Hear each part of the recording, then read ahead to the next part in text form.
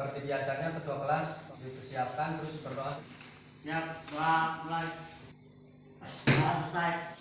Nah sekarang pada materi kali ini kalian akan bahas mengenai kedudukan dan fungsi Undang-Undang Dasar Negara Republik Indonesia dalam sistem hukum nasional. Kalian pun sudah melihat ya di Google Classroom ya? Ya, kemarin kan Bapak sudah memasukkan mengenai bahan ajar, KPD, dan media pembelajarannya seperti ini. PPT-ini sudah dimasukkan oleh Bapak kepada Google Classroom ya. Terus untuk tujuan pembelajaran sudah bisa dilihat oleh kalian di sini. Peserta didik dapat menganalisis makna kedudukan dan fungsi Undang-Undang Dasar Negara Republik Indonesia tahun 1945 dalam sistem hukum nasional. Menyusun dan menyajikan hasil telah tentang makna, fungsi, dan kedudukan Undang-Undang Dasar 1945 dalam sistem hukum nasional. Perlu diingatkan bahwa Bapak akan memberikan sebuah pertanyaan mengenai materi sebelumnya, yaitu bagaimanakah suatu negara apabila tidak mempunyai undang-undang dasar, maka hak dan kewajiban asasi manusia akan tertindas. Ya, terima kasih sekali Mas Ferry. Nah, sekarang di sini Bapak akan menjelaskan mengenai kedudukan Undang-Undang Dasar. Ini yang pertama, kedudukannya kenapa bisa dikatakan sangat penting karena yang pertama di sini membatasi kekuasaan penguasa. Terus yang kedua mengatur hak dan kewajiban penguasa maupun rakyat. Untuk yang ketiga ini mengatur jalannya pemerintahan. Nah, terus untuk latar belakang pembuatan Undang-Undang Dasar 1945 bagi Indonesia di sini karena kan berbeda-beda ya dalam latar belakang pembuatan Undang-Undang Dasarnya. Ini bagi negara kita itu agar terjaminnya penyelenggaraan pemerintahan negara Kesatuan Republik Indonesia secara pasti atau mendapatkan kepastian hukum.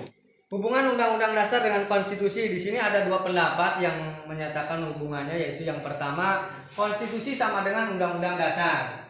Yang kedua Undang-Undang Dasar di sini bagian dari konstitusi. Terus ini sifat konstitusi. Ternyata sifat konstitusi itu ada dua, berdasarkan bentuk dan berdasarkan cara mengubahnya. Kalau untuk berdasarkan bentuk di sini yaitu konstitusi tertulis dan konstitusi tidak tertulis. Terus di sini berdasarkan cara mengubahnya konstitusi luas dan konstitusi rigid. Terus untuk sifat Undang-Undang Dasar di sini yang Undang Dasar 1945 yaitu yang pertama itu tertulis. Nah, terus untuk singkat dan supel di sini memuat aturan pokok yang setiap kali harus dikembangkan sesuai dengan perkembangan zaman. Terus yang poin yang ketiga yaitu memuat norma, ketentuan-ketentuan yang dapat dan harus dilaksanakan secara konstitusional. Yang keempat yaitu hukum tertinggi. Nah, ini ada fungsi Undang-Undang Dasar Negara Republik Indonesia tahun 1945 yang pertama sebagai alat kontrol ya. Untuk yang kedua yaitu sebagai pengatur. Undang-Undang Dasar Negara Republik Indonesia tahun 45 juga berfungsi sebagai penentu ya. Terus tadi Bapak akan putar video yaitu diskusi kelompok.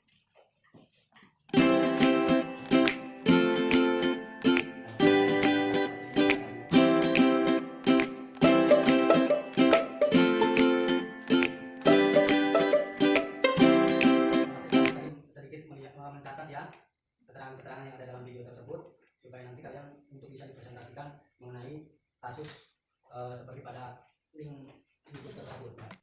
Silakan kalian diskusi bersama kelompok kalian.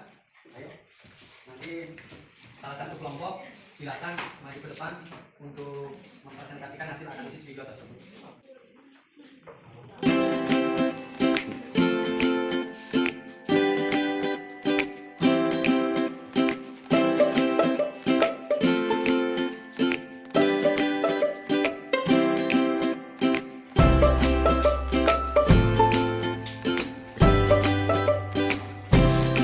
Ya udah selesai ya, silakan kalian perwakilan dari kelompok 1 atau 2 atau 3 atau 4 untuk mempresentasikan gambaran dari analisis video yang sudah ditampilkan oleh Pak. Saya Pak. Oh iya silakan Mbak Asri, monggo ini dari kelompok 1. Tolong kelompok yang lain nanti bisa menanggapi ya. Di apa namanya didengarkan dulu. Terus selain itu juga nanti kalian dari kelompok yang lain boleh bertanya mengenai presentasi yang sudah dipaparkan oleh Mbak Asri. Ya monggo. Di sini saya dari kelompok 1 ingin mempresentasikan menganalisis video yang sudah ditayangkan, yaitu di dalam video tersebut menggambarkan tentang korupsi yang terjadi di Indonesia sudah sangat mengkhawatirkan dan berdampak buruk luar biasa pada hampir seluruh sendi kehidupan. Korupsi telah menghancurkan sistem perekonomian, sistem demokrasi, sistem politik, sistem hukum, sistem pemerintahan, dan tatanan sosial kemasyarakatan di negeri ini. Di lain pihak, upaya pemberantasan korupsi yang telah dilakukan selama ini belum menunjukkan hasil yang optimal. Korupsi dalam Dari kelompok yang lain barangkali ingin bertanya. Oh iya silakan Bang. Agar kasus korupsi tersebut tidak merajalela, maka perlu adanya kepastian hukum, yaitu adanya aturan yang mengatur tentang kasus korupsi. Apakah adanya undang-undang yang mengatur sanksinya? Saya mau menjawab. Ya bagus, ini dari kelompok 2, silakan Mbak. Di dalam Undang-Undang Republik Indonesia Nomor 31 Tahun 1999 tentang Tindak Pidana Korupsi. Pasal 2 ayat 1, setiap orang yang secara melawan hukum melakukan perbuatan memperkaya diri sendiri atau orang lain atau suatu korporasi yang dapat merugikan keuangan negara atau perekonomian negara dipidana penjara dengan penjara seumur hidup atau pidana penjara paling lama 4 tahun dan paling lama 20 tahun dan denda paling sedikit 200 juta rupiah dan paling banyak 1 miliar rupiah. Bagaimana kelompok 4 sudah jelas? Sudah, Pak. Pak, saya ingin bertanya dari kelompok 3. Ya silakan. Apakah video tersebut ada hubungannya dengan materi yang diajarkan? Ada hubungannya Pak, Ya. sehingga apa yang ada di dalam video tersebut menyangkut kedudukan undang-undang dasar mempunyai kedudukan yang sangat penting, yaitu 1. Membatasi kekuasaan penguasa. Kalau penguasa sudah memahami undang-undang dasar, maka si penguasa tidak akan melakukan korupsi. Yang kedua, penguasa tersebut memahami hak dan kewajibannya dan mengatur jalannya pemerintahan, sehingga dapat disimpulkan apabila suatu negara tidak memiliki undang-undang dasar, tentu negara tersebut akan kehilangan alat kontrolnya. Negara akan kacau, sistem negara tidak akan berjalan dengan baik, hukum-hukum banyak yang dilanggar, hak asasi manusia tidak akan terwujud, sehingga akhirnya negara tersebut akan jatuh ke dalam jurang perpecahan. Ya, terima kasih untuk seluruh kelas 8A siswa-siswinya telah mengikuti pelajaran Bapak tadi. Untuk presentasi menganalisis videonya sudah selesai, tanya jawab juga sudah selesai. Jadi materi kali ini kita bisa simpulkan bahwa yang namanya pembentukan undang-undang dasar ini di sini mempunyai arti yang sangat penting ya. Apabila sebuah negara yang sudah merdeka, di sini undang-undang dasar itu tugasnya untuk membatasi kekuasaan penguasa. Selain itu juga mengatur hak dan kewajiban penguasa maupun rakyat, terus mengatur jalannya pemerintahan.